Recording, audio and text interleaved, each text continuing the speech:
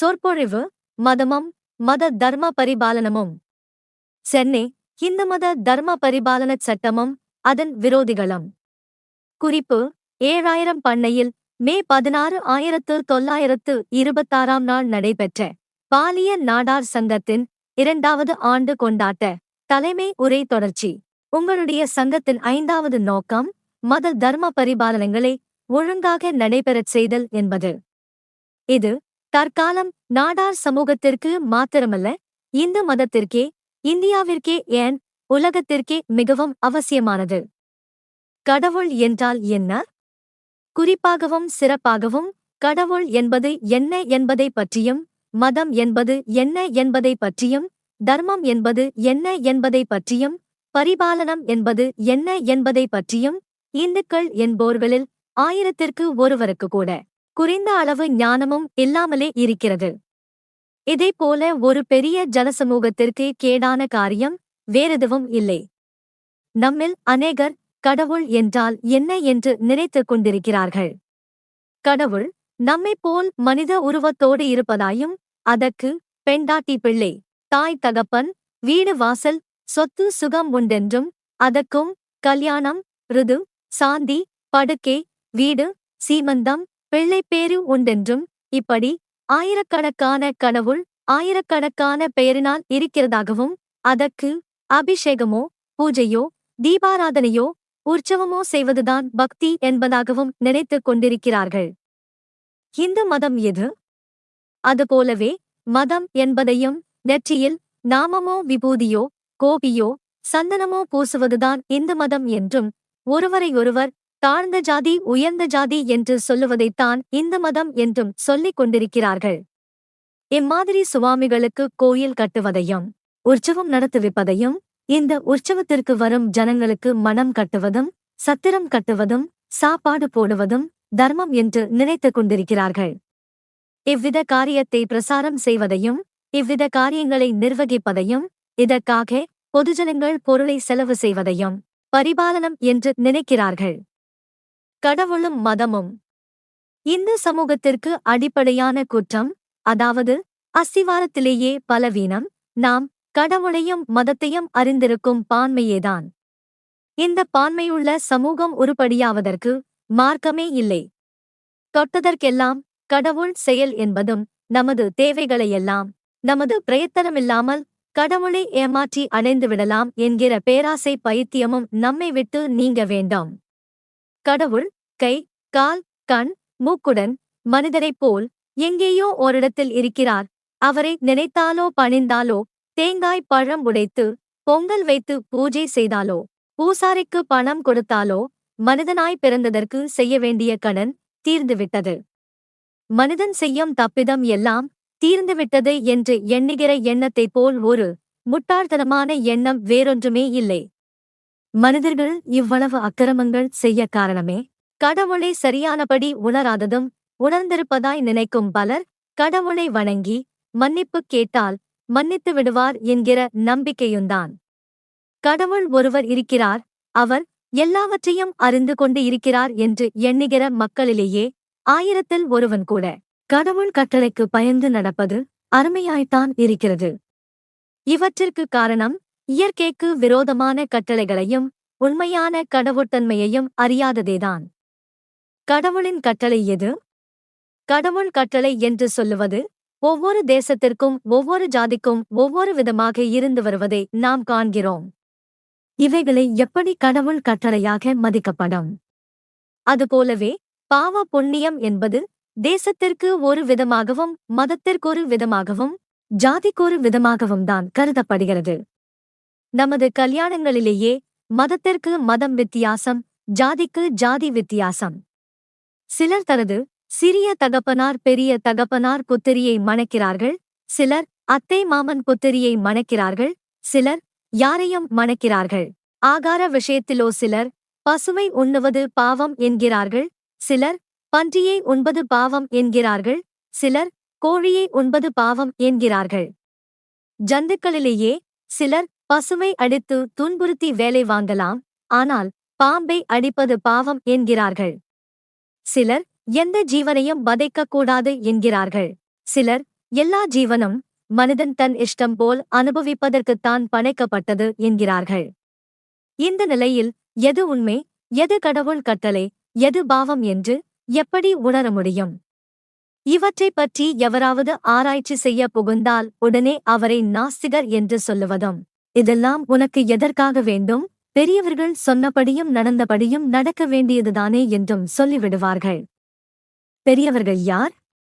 பெரியவர்கள் யார் என்று யோசிக்கப் போனால் அதிலிருக்கும் கஷ்டத்திற்கு அளவே இல்லை. அன்றியும் அவர்கள் சொன்னதையும் நடந்ததையும் கவனிக்கப் போனால் அதில் உள்ள கஷ்டத்திற்கும் விவகாரத்திற்கும் முடிவே இல்லை. உதாரணமாக, சிலர் வேதம் என்று ஒன்றைச் சொல்லி அதன்படி எல்லாரும் நடக்க வேண்டும் என்று சொல்லுவார்கள். அதில் என்ன சொல்லி இருக்கிறது, நான் பார்க்கலாமா என்றால், அது கடவுளால் சொல்லப்பட்டது, அதை நீ பார்ப்பது பாவம், நான் சொல்லுவதைத்தான் நம்ப வேண்டும் என்பார்கள். உலகத்தில் எத்தனை கடவுள் இருப்பார்கள்? ஒரு கடவுள்தானே. அவர் சொல்லியிருப்பாரானால் அது உலகத்திற்கெல்லாம் ஒப்புக்கொள்ளப்பட்டதாய் இருக்க வேண்டாமா? அப்படியானால் கிறிஸ்து, முகமது முதலிய மதங்களும் இந்தியா தவிர மற்ற தேசங்களும் இதை ஒப்புக்கொள்ளும்படி கடவுள் ஏன் செய்யவில்லை? ஆனதனால் இது கடவுள் சொன்னார் என்பது போய் என்று யாராவது சொன்னால் உடனே அவனை வேத பிரஷ்டன் என்று சொல்லிவிடுவார்கள். இம்மாதிரி மூடமந்திரமானதும் இயற்கைக்கும் அனுபவத்திற்கும் நாணயத்திற்கும் விரோதமானதுமான கொள்கைகள் நமது நாட்டில் இந்து மதத்தின் பெயரால் இருந்து கொண்டு ஒரு பெருஞ் சமூகத்தையே தேய்ந்து போகும்படி செய்வதோடு இதன் பரிபாலனம் என்னும் பெயரால் தேசத்தின் நேரமும் அறிவும் பொருளும் அளவற்று அனாவசியமாய்ச் செலவாகியும் வருகிறது. மதத்திற்கொரு கனவுளா? மதத்திற்கொரு கனவுளா? ஜாதிக்கொரு கனவுளா? மதத்திற்கொரு வேதமா? மதத்திற்கொரு புண்ணிய பாவமா? கடவுளுக்கும் மோட்சத்திற்கும் நரகத்திற்கும் வேறு ஒரு உலகம் இருக்கிறதா? ஒரு காலம் இருக்கவே முடியாது. பெரியவர்கள் கோவிலில் சுவாமி கும்பிடும்போது கட்கத்தில் இருக்கும் குழந்தை எப்படி ஒன்றும் அறியாமலும் மனதில் ஒன்றும் நினைக்காமலும் தானம் கைகூப்பி கும்பிடுகிறதோ அதுபோலவே நமக்கும் தெய்வம் மதம் தர்மம் என்கிற சொற்கள் மற்றவர்கள் சொல்லுவதைக் கேட்டு அர்த்தமில்லாமல் நமக்குள் பதிந்துவிட்டன. இதுபோலவே பக்தி, தொண்டு, அஹிம்சை என்னும் பதங்களும் அர்த்தமில்லாமலே வழங்கப்படுகின்றன.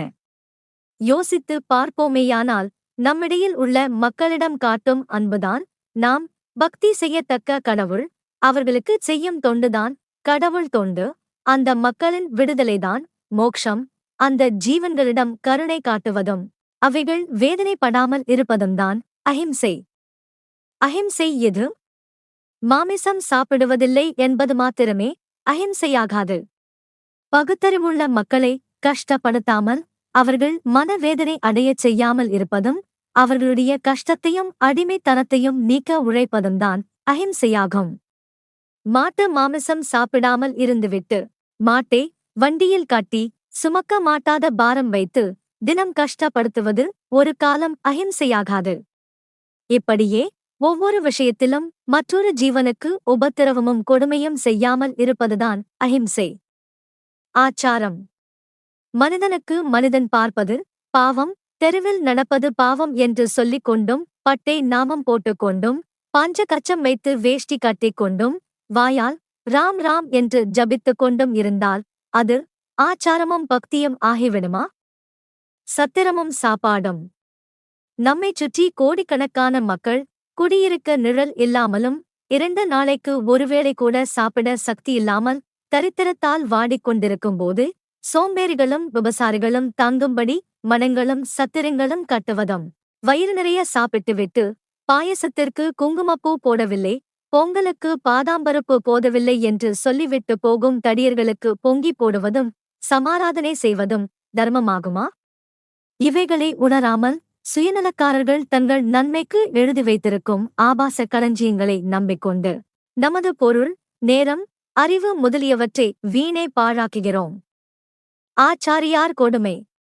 இவற்றை இந்துக்கள் என்போர்களோ இந்து மத ஆச்சாரியார்கள் என்போர்களோ சிறிதும் கவலையற்று தங்களது வாழ்வுக்கு இதை தொழிலாய் வைத்துக்கொண்டு காலங்கழித்து வருகிறார்கள். இப்படி நடந்து வருவது சில தனிப்பட்ட நபர்களுக்கும் சில தனிப்பட்ட வகுப்புகளுக்கும் அனுகூலமாயிருப்பதால் இந்த ஆபாசங்களை வெளியார் அறியாமல் இருப்பதற்கு அவ்வகுப்பாரின் கட்டுப்பாடான சூழ்ச்சியும் மற்ற வகுப்பாரின் அறியாமையும் உதவி செய்து வருகிறது. நமது சென்னை மாகாணத்தில் மாத்திரம் இந்து மத சம்பந்தமான சடங்குகள் பெயராலும் மத பெயராலும் தெய்வங்கள் பெயராலும் வருடம் ஒன்றுக்கு 10 கோடி ரூபாய்க்கு அதிகமாக செலவாகி வருகிறது என்று சொல்லுவது அதிகமாகாது. அதாவது எவ்வளவு யாத்திரை ஸ்தலம், எவ்வளவு வேண்டுதல் ஸ்தலம், எவ்வளவு உற்சவ ஸ்தலம், எவ்வளவு மதச் சடங்குகள், இவைகளுக்கு ஏற்படும் செலவு மெனக்கேடு இவைகளை கணக்கு பார்த்தால் எவ்வளவு 10 கோடி ரூபாயாகும்? இதனால் என்ன பலனை அடைகிறார்கள்? மனதில் ஏற்படும் ஒரு குருட்டு நம்பிக்கையாலும் இதனால் லாபமடையும் வகுப்பார்களால் ஏமாற்றப்படுவதாலும் தானே நமது மக்கள் இவ்வித கஷ்டநஷ்ட மெனக்கேடுகளுக்கு கட்டுப்பட வேண்டியிருக்கிறது. அல்லாமலும் இதனால் எவ்வளவு அடிமை புத்தி வளர்கிறது.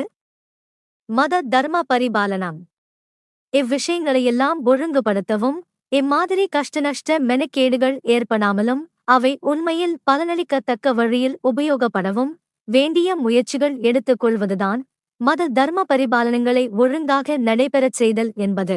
இவற்றை உத்தேசித்தே இந்து மத பரிபாலன சட்டம் என்று சென்னை சட்டசபையில் ஒரு சட்டம் கூட நிறைவேற்றப்பட்டிருக்கிறது. ஆனாலும் அச்சட்டம் பண சம்பந்தமான வரவு செலவுகளை தணிக்கை பார்க்கக்கூடியதாய் இருக்கிறதே தவிர நான் மேலே சொல்லியுள்ள குற்றங்களே நிவர்த்தி செய்யத்தக்கது என்று சொல்ல முடியாது. ஆனாலும் இவ்வளவாவது எவ்வளவோ சூழ்ச்சிக்கு இடையில் நிறைவேற்றி முடித்தவர்களின் வீரத்தை போற்றாமல் இருக்க முடியாது. ஆனாலும் இன்னமும் அச்சட்டத்தை ஒழிப்பதற்கு அதனால் இப்போது கொள்ளையடிக்க முடியாத ஒரு வகுப்பாரால் எவ்வளவோ காரியங்கள் நடைபெற்று வருகின்றன. ஸ்ரீமான்கள் எஸ். சீனிவாச ஐயங்கார், சி. ராஜகோபாலாச்சாரியார் முதலியவர்கள் சுயராஜ்ய கட்சி பெயரைச் சொல்லிக் கொண்டும் கள்ளு நிறுத்துவது என்பதைச் சொல்லிக் கொண்டும் சட்டசபைக்கு ஆள் பிடிப்பதும் அவர்களுக்கு ஓட்டு வாங்கிக் கொடுப்பதும் இதே கருத்தைக் கொண்டுதான். நமது மதத்தின் பெயரால் நமது மக்களிடமிருந்து கோடிக்கணக்காய் வசூலாகும் பணத்திற்கு கணக்கு கேட்பது கூட நமது ஐயங்கார் ஆச்சாரியார் கூட்டங்களுக்கு கஷ்டமாய் இருப்பதன் காரணம் என்ன என்பதை ஊன்றிக் கவனித்தால் யாவருக்கும் அதன் இரகசியம் விளங்கும். ஆதலால் தர்ம பரிபாலனம் என்பது ஒவ்வொரு மனிதனும் கவலை எடுத்துக்கொண்டு அது பிரயோஜனப்படத்தக்க வழியில் உழைக்க வேண்டியது ஒவ்வொரு மனிதனின் முக்கியமான கடமை. அப்பேற்பட்ட கடமையை நீங்கள் 5வது கொள்கையாக வைத்திருப்பதைப் பற்றி நான் மிகுதியும் போற்றுகிறேன். ஆகவே உங்கள் சங்கம் நீடூழி வாழ்ந்து அதன் கொள்கைகள் பூராவும் நிறைவேறி தங்கள் சமூகத்திற்கும் நாட்டிற்கும் தக்க பலனை அளிக்க எல்லாம் வல்ல சக்தியை வேண்டுகிறேன். குடியரசு சொற்பொழிவு மே 30, 1926.